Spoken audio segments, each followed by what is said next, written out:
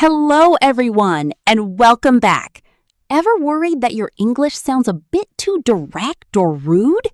Today, we're visiting a cozy cafe and a grocery store to learn how small changes can make you sound instantly polite and natural. Let's jump right into scene 1. The cafe. Good morning. I want coffee and sandwich. Good morning. Sure, I can get that for you. But hey, just a small tip if you want to sound a bit more natural. Instead of I want, it's much better to say I would like a coffee and a sandwich. Oh, let me try again.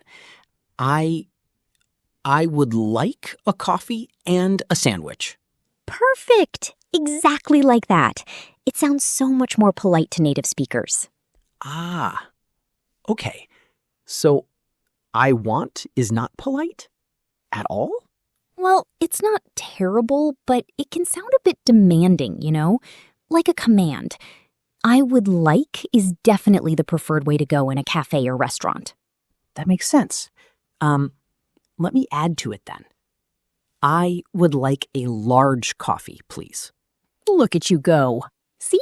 That sounds absolutely great. And what kind of sandwich can I get for you? I would like the egg sandwich, with cheese.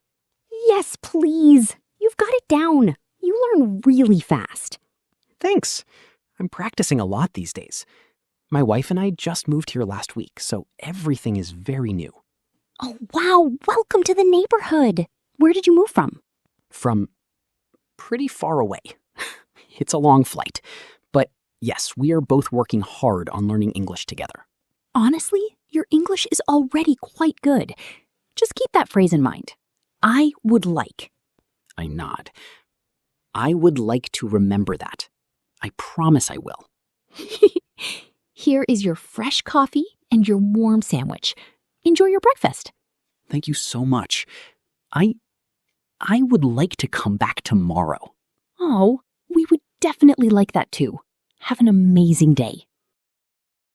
Let's break down vocabulary together. First up is small tip. Now, a small tip isn't money. It's just a friendly, helpful piece of advice or a little secret hint to make something easier for you. For example, let me give you a small tip to improve your accent.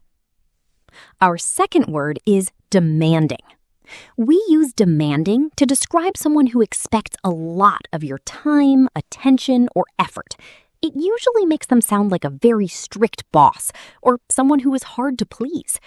For instance, the customer was very demanding and shouted at the waiter. Next, we have preferred. This simply means something is highly recommended or liked much better than the other choices. It's the best option. For example, online payment is the preferred method for this store. Our fourth phrase is a great casual idiom. Got it down.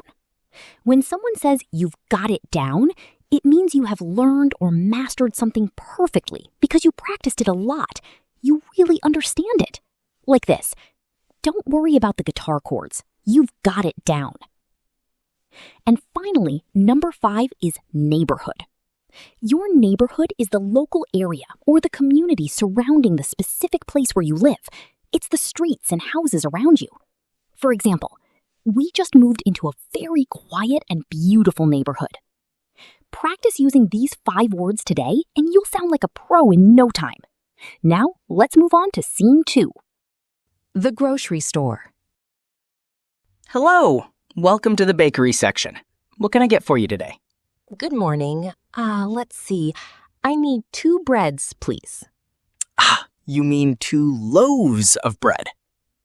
In English, we say loaves when we talk about whole pieces of bread. Oh, loaves? Not just breads? Right. You see, bread is what we call an uncountable noun. Uncountable?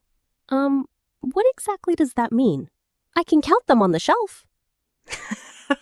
I know, it sounds silly, but in grammar, some things don't have a plural form with an S. Things like bread, water, or rice. You can't say 2 rices or 2 breads. Ah, okay. I think I understand. So instead, I must say 2 loaves of bread? Exactly! Spot on! Or you could say 2 slices of bread. It really just depends on what you want to make. Wait, what is the difference? Loaves and slices? So a loaf, which becomes loaves when there are more than one, means the entire big uncut bread. Slices are the thin pre-cut pieces you use for sandwiches. Oh, perfect. I want to make big family sandwiches. So I would like 2 loaves of bread, please. Beautifully said. And look at that. You used I would like. Very polite. Yes, my husband actually learned that trick this morning at the cafe. He told me all about it. That's teamwork right there. All right, anything else to go with the bread? Yes, please. 6 apples and 3 bananas. Perfect. See, apples and bananas are countable. You can count them easily, so you got those exactly right. Wow, some words are countable and some are not? English is totally crazy. It really is a bit crazy, but you are honestly learning so fast. Here is your order. 2 loaves, not 2 breads. 2 loaves, not 2 breads. Got it. I will remember. Thank you. Have a great day. Let's look at 5 fantastic words from our grocery store trip that will instantly upgrade your English skills. Our first word is uncountable. This is a special grammar term for nouns that cannot be counted as separate units.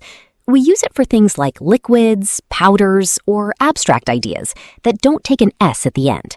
For example, information and uncountable nouns like water don't take a plural form. Next up is a super trendy phrase, spot on. When something is spot on, it means it is completely accurate or absolutely 100% correct. For instance, your pronunciation of that difficult word was spot on. Third, we have slices. These are the thin, flat pieces that you cut from a larger amount of food, like bread, cake, or meat. Like this. Could you pass me 2 slices of pizza, please? Our fourth word is teamwork. This describes the combined, cooperative action of a group or a couple, especially when they work effectively and efficiently together. For example, cleaning the house together was great teamwork.